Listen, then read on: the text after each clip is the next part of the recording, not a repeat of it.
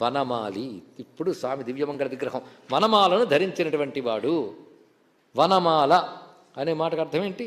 పూలమాల మంచిది ధరిస్తాడు చాలు, అలా ధ్యానిస్తే చాలు. కానీ వనము అనే మాటకు అర్థం ఏంటంటే వనతి సంవిభజతి ఇది వనం అంటే చక్కగా విభజించేది అని అర్థం. ఇక్కడ ఎవడి కర్మకి ఏది ఎంతకాలం, ఇందాక భగహ ఏది ఎంతకాలం ఉండాలి, దేనికి ఎంతకాలం, వసంతం ఎంతకాలం ఉండాలి, అందులో ఏ వృద్ధి ఎంతకాలం ఉండాలి, ఈ విభాగము మనం చేసింది కాదు, ఈశ్వరు కృత్యం. అలాగ విభజించి ఎలా చేస్తున్నానంటే మాలవత్, మాలకు క్రమం ఉంటుంది, క్రమంగా ఉండేది మాల కనుక విభాగం చేస్తాడు, ఒక పద్ధతిగా చేస్తాడు కనుక వనమాలి అని అర్థం అండి. ఇది తాత్విక అర్థం. మామూలుగా చూస్తే మంచి మాలను ధరించాడు. అయితే భాగవతాది గ్రంథాల్లో వనమాల అంటే ఏమిటో చెప్పాడు. సమాయాం వనమాలాక్షాం నానా గుణమయీం దధత్. ఒక్కొక్క దానికి ఒక్క భగవంతుడి రూపంలో ఒక్కొక్క దాని వెనకాల ఒక తత్వం ఉంది. అందుకే మహానుభావులు చెప్తారు, మనం విగ్రహారాధకులం కాం తత్వారాధకులం. వాళ్ళ రూపంలో, వాళ్ళ చేతిలో ఉన్న ఆయుధాల్లో, వాళ్ళు ధరించిన ఆభరణాల్లో కూడా తత్వం ఉంది. గ్రహించావా తత్వం, లేదా దండం, అంతే. ఇక్కడ ఏదో ఒకటి చెయ్యి, అయితే దండం పెట్టు, లేకపోతే ఆలోచించు. రెండు చేత కాకపోతే నోరు మూసుకు కూర్చోవు, నీకు వచ్చినట్టు మాట్లాడుకో. నేను చెప్తే అర్థం చేసుకోగలవా, తలకాయ ఉంటే పర్వాలేదు, లేకపోతే ఏదో చెప్పాడండి, మంచిది ఏదో చెప్పానన్నారు, సంతోషం. ఆ ఏదో అనేది ఉంది, అనిర్వచనమే జ్ఞానం. అందుకే వనమాల అంటే ఇప్పుడు ఒక్కసారి అర్థమైంది కదా. మరి స్వమాయాం వనమాలాక్షాం అని అలా ఆలోచించమని భాగవతమే చెప్తోంది.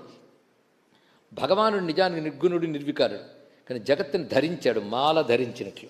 మాల కంఠాన్ని బేస్ చేసుకుని ఉంటుంది, పైగా ఒకదానికొక క్రమం.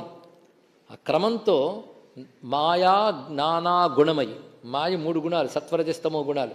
3ంటికి కలర్స్ ఉన్నాయి తెలుసా, సంకేతంగా తెలుపు, ఎరుపు, నలుపు, సత్వరజస్తమో గుణాలు. వీటిలో షేడ్స్ ఉంటాయి. ఇంకా సత్వగుణం ఉంటుంది, రజోగుణంతో కలుస్తుంది, తమో గుణంతో కలుస్తుంది. ఒకసారి అది పెరుగుతుంది, ఇది పెరుగుతుంది, అంటే ఆ డిఫరెంట్ కలర్స్, వీటి కాంబినేషన్స్ వస్తాయి. అలాంటి నానా గుణములతో కూడినటువంటి మాయని ఒక పద్ధతిగా చేసి ఎవడు ధరిస్తున్నాడో ఆయన వనమాలి అని అర్థాన్ని చెప్పారు ఇక్కడ. వనమాలి, అటువంటి వనమాలి హలాయుధ. బలరాముడు అవతారం రాలేదేమిటండి, వచ్చాడు. దశావతారాలు ఇంచుమించు చెప్పేసుకున్నాయి ఇప్పటికి, అన్ని అవతారాలు. హలాయుధ, నాగలిని ఆయుధముగా ధరించినటువంటి వాడు. నాగలి ఏం చేస్తుందంటే బీజములు రావడం కోసం భూమిలో పరివర్తన చేస్తుంది. అందుకు హల విలేఖనే, హల శబ్దానికి అర్థం విలేఖనం, అంటే చీల్చునది, గీయునది అని అర్థం ఇక్కడ. కానీ భూమిని దున్నునది. అలాగే ప్రకృతిని ఫలవంతము చేసినందుకు ఏ మార్పు మొదట జరిగిందో, అంటే సృష్టిలో ఇన్ని ఫలించాయి, ఇన్ని రకాలు వచ్చాయంటే దానికి ముందు ఒక మార్పు చేయాలి, దానికి తగ్గట్టుగా సంసిద్ధము చేయాలి. ఆ సంసిద్ధము చేసిన విష్ణుశక్తే హలాయుధ. అంతేకాదు, నాగలి పట్టిన ప్రతి రైతు విష్ణు విభూతి అని కూడా నమస్కరించుకున్నా సరిపోతుంది. వృత్తుల్లో కూడా భగవంతుని చూస్తాం కదా మనం, కర్మారభ్య కులాలభ్యచ్చవో నమః అన్నట్టుగా. ఇలా నమస్కారం చేసుకుంటే నాగలి పట్టుకున్న విష్ణు రూపం ఏదైనా చూపించండి అంటే బలభద్ర రూపము. బలభద్రుడు ఉపాస్య దైవం. ఇది కృష్ణుడు గారు అన్నగారండి అని కాదు, బలభద్రుడికో మంత్రం ఉంది. అందుకే పురి జగన్నాథస్వామి మహాక్షేత్రంలో బలభద్రుడున్నాడు. ఆయన ఎవడు, ఇందాక చెప్పిన సంకర్షణుడే. ఆయన ఆ రూపంలో వచ్చాడు. పైగా ఎప్పుడు ఏ అవతారాన్ని ధ్యానించాలో కూడా శాస్త్రం చెప్పిందండి. ఎందుకు ఇన్ని అవతారాలంటే నీకు ఎన్ని అవసరాలు ఉన్నాయో అన్ని అవతారాలు ఉన్నాయి భగవంతుడికి ఇక్కడ, ఒక్కొక్కదానికి ఒక్కొక్కటి. బలభద్రం సముద్యర్థం శీరకర్మణి చింతయేత్ శాస్త్రం చెప్పింది.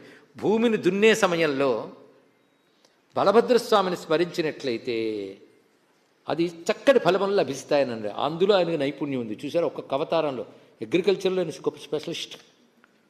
అంతేకాదు, నది మార్గాన్నే మార్చాడు, యమునా నది మార్గాన్ని నాగలి చాలుతో. వాళ్ళు గమనం ఏర్పరచడానికి కావలసిన ఒకనొక మార్గాన్ని ఏర్పరిచినవాడు. అందుకే బలభద్ర స్వరూపుడైనటువంటి వాడు. ఆ మాటకొస్తే తన సూర్యకిరణాలతో భూమి యందు ప్రవేశించి పంటలు పండించడానికి వీటన్నిటికి కారణమైనటువంటి భగవానుడు ఒక విధంగా అలాయుధుడే. అందుకే ఆదిత్య జ్యోతిరాదిత్య. ఎక్కువ టైం వెచ్చించక్కర్లేదు దీనికి, ఎందుకంటే ఆదిత్య శబ్దానికి ఎంత చెప్పామండి, సుమారు 5-6 అర్థాలనే చెప్పాం. అందులో 1-2 తీసుకోండి, ఇక్కడ సరిపోయింది. ఆ ఆదిత్యుడు అతడే వెలుగు, ఆయన జ్యోతి. అలాగే జ్యోతిగా ఉన్న వెలుగు ఏమిటంటే అఖండంగా ఉంటుంది కనుక జ్యోతిరాదిత్య. ఆదిత్యో జ్యోతిరాదిత్య. ఆయన గతి సత్తమ. గతి అంటే ఆశ్రయం. మనకి ఇంకో గతి లేదురా అంటారు ఇక్కడ. నువ్వే గతి అంటాం ఇక్కడ. గతి అంటే ఏమిటి? దిక్కు, ఆశ్రయ స్థానం. స్వామి భగవానుడు గీతలోనే చెప్పాడు, నేనే గతిని, గతి సాక్ష, గతి సాక్షి ప్రభుర్భర్త అని తానే అన్నాడు కదా. ఆ గతి మామూలు గత లేదండి, మా విష్ణువు కాదండి, ఈ మధ్య డబ్బు అవసరమైంది వాడే గతి అంటే ఇవన్నీ అప్పటికి గతి. తర్వాత వాడు ఉండవు, నువ్వు ఉండవు. గతిగా ఉన్నవారిలో ఆయన మించింది లేదు కనుక గతి సత్తమ ఒక నామం. గతి సత్తమాయ నమ, గతయే సత్తమాయ నమ అని ఇంతవరకు భగవన్నామాలు చెప్పుకుంటూ సుధన్వా ఖండపరసహు దారుణో ద్రవిణప్రద. ఇక్కడ విశేషం ఏంటంటే జ్యోతిరాదిత్య నామం నుంచి కూడా నరనారాయణ అవతారాల్ని మననం చేశారు. ఇక్కడ భావించవచ్చు నరనారాయణ అవతారములు. సరే, మొత్తాన్ని సుధన్వా